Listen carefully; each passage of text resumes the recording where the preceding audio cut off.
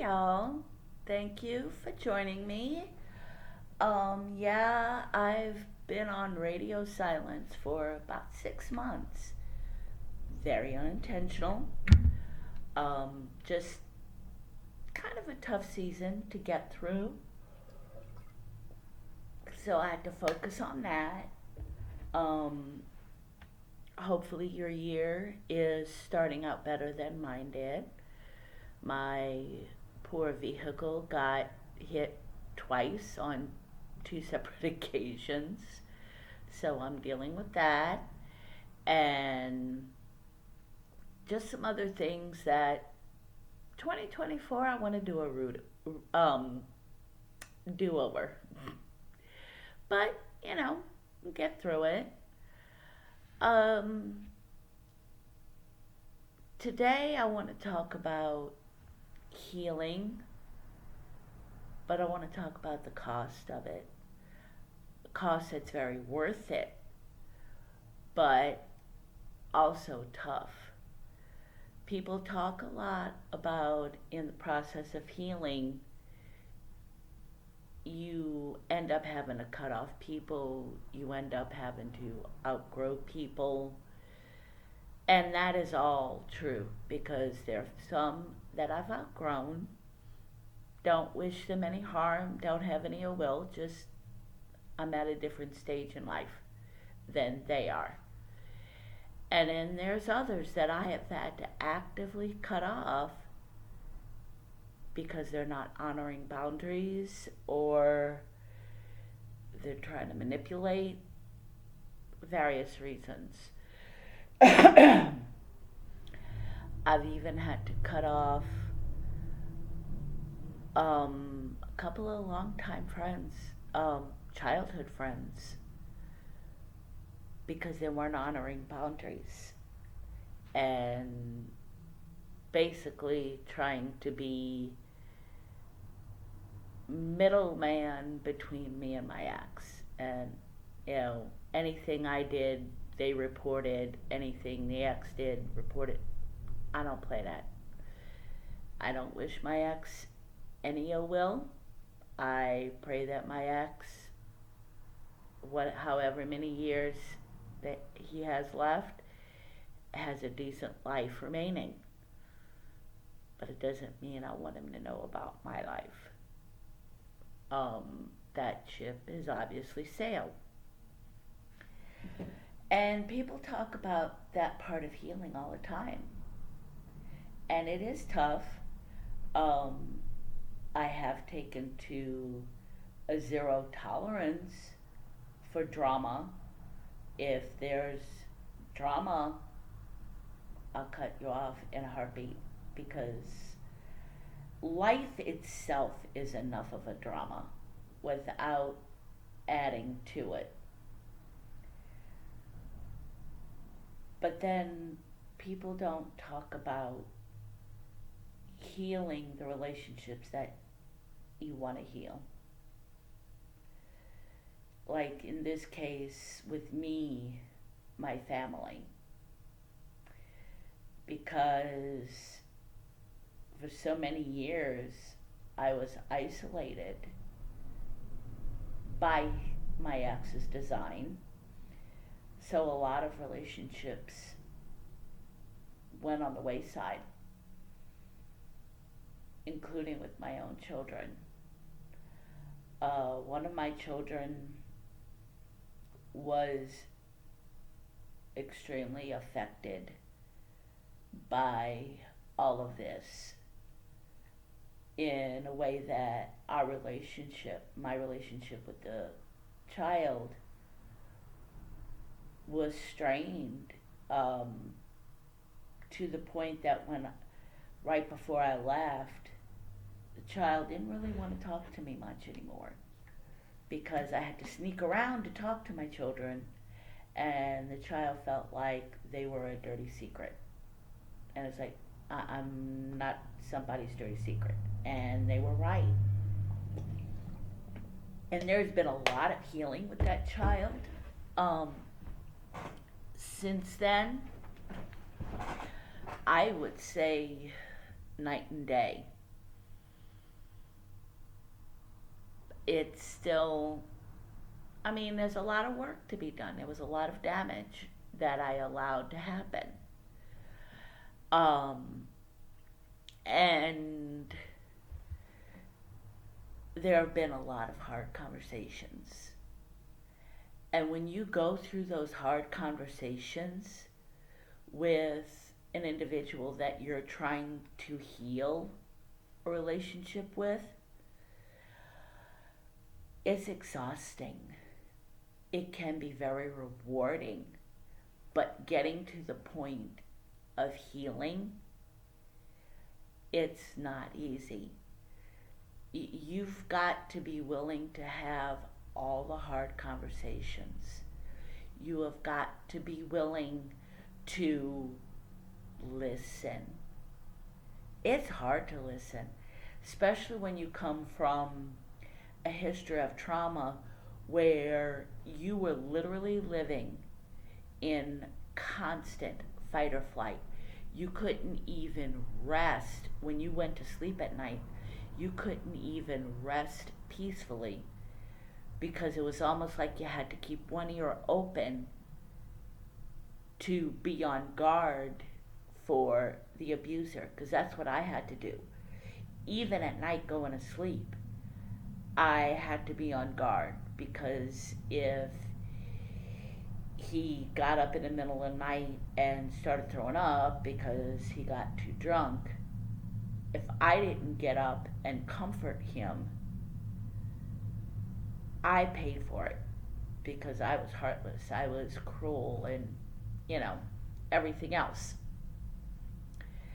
Or I had to keep an ear out for something he was watching on his phone, a video or something, while I was sleeping, because it could be a trigger and get him mad and then wake me up and start a whole big fight over a video he was watching on his phone. Or he would just play music real loud, knowing that I'm sleeping, knowing that I have work the next day, not caring. Just playing the music or playing the video. And of course it would wake me up. So coming from a place where I couldn't even restful sleep, and being fight or flight, automatically I'd go into defense mode and trying to defend myself, because I was always defending myself. And having to step back and listen to the hard stuff, listen to what's being told to me and the damage that had been caused, either purposely or not purposely, by me, simply by what I allowed. That was hard. Now, my child said something that I have seen several times on social media that is so true. And it's, the trauma you endured is not your fault, but how you deal with it is. And that's true. No, you didn't cause the trauma. You didn't want to be a victim. I don't know of anybody except for a narcissist that truly wants to be a victim. So being a victim is not your fault. A victim of a crime or a victim of abuse.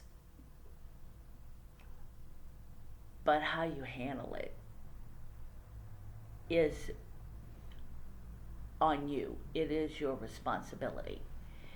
And there were a lot of things I allowed when I was going through the abuse of my ex. And yeah, a lot of it was because it was my normal. The abuse that I endured with my ex was so subtle at first, and it was what I was used to with my father, and unfortunately a couple of other people in my life, including those that I considered family, even though they weren't biological family, that is. Um, it was no big deal to me. It was like, well, it is what it is. But I turned it on myself and said, but if I can be better, if I can be more patient, if I can be more loving, if I just be more understanding, they'll change. Which put the responsibility on me for their growth or lack of it. And so to have the very hard conversations, to hear what happened to another person because of what I allowed while going through the abuse, it hurts. And it hurt like crazy. It was literally like a hot knife through my heart. But coming out on the other side, there's so much healing. Do I wish that there was an easier way of healing? Yeah. Unfortunately, as near as I can tell, healing takes the long conversation, the hard conversations. Healing is never easy when you have to go through the hard conversation. I say so many times that healing is not for the faint of heart, and it's not. It takes a lot of work. It's worth it. But man, when you're going through it's a marathon. It is definitely not a sprint or a short 1 mile fun run. It is definitely a marathon. There are times that it feels like a double marathon. And it's hard because you got to sit there and listen to someone else's perspective on how things went. With trauma, a lot of times the memories are what I call pieces parts. You got a piece here, a piece here, a piece here, all from different instances, and somehow they mesh together, and you're trying to filter through them to put the right pieces with the right puzzle. And so, with me especially, my memories are not always accurate. I'll remember a small part of something, of an incident, but not the whole thing. And to hear a different perspective that's way worse than what I remember, and have to acknowledge that that memory could be more accurate than your memory, and simply acknowledge the feeling that the person is going through. You know, in that instance, that's how the person felt. And listening and not coming to a defense.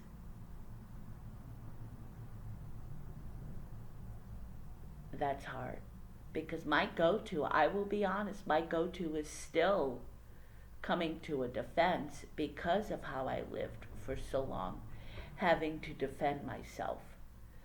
So having to sit back and listen while I feel like I'm being disparaged, which I'm not. The person is just expressing their feelings and how they felt and what they felt in going through all of this. It's hard. And then with me, I want to fix everything. I'm a healer and I'm a fix it person. You tell me a problem, let's fix it. Sometimes you can't. Sometimes you got to sit back and just listen. Because simply listening and letting the person know that you hear them, that's healing. Because I know for me, even if the person can't fix my situation at the time, just the fact that they hear me and that they're listening, genuinely listening and understanding what I'm saying, that I've gone through, and not trying to dismiss what I've gone through or how I'm feeling. That in and of itself is healing. And so when you start healing and you're trying to heal relationships that you want to heal, that need to be healed, like with family, my suggestion is to simply listen. Listen to the hard stuff. Listen when they say, when you did this, this is how I felt. Don't try to say, well, I wasn't doing that. It doesn't matter. Because whether or not you meant for a particular feeling to happen in a person, that's how they felt at that point. Sure, time and distance can help the other person see that, okay, they didn't mean it like that, but it's still how they felt. And it wounded them. And sometimes that wound has a scar. You know how some scars just don't go away because the wound was so bad? Sometimes that happens. But at the same time, a scar is a sign of healing. Not complete healing, obviously, because the scar is still there. But healing just the same. So be willing to have the hard conversations. Give yourself grace, because sometimes those conversations are so hard that it is physically exhausting. But be willing to go through them, because in the end, on the flip side, there is healing. Well, you guys have a wonderful week. I am going to try to be more consistent with my videos. Hopefully I'll succeed, because I really want these videos to start going off and helping others learn from all the mistakes that I've made. So as always, like the video, share it. Feel free to share it. If you haven't already, subscribe.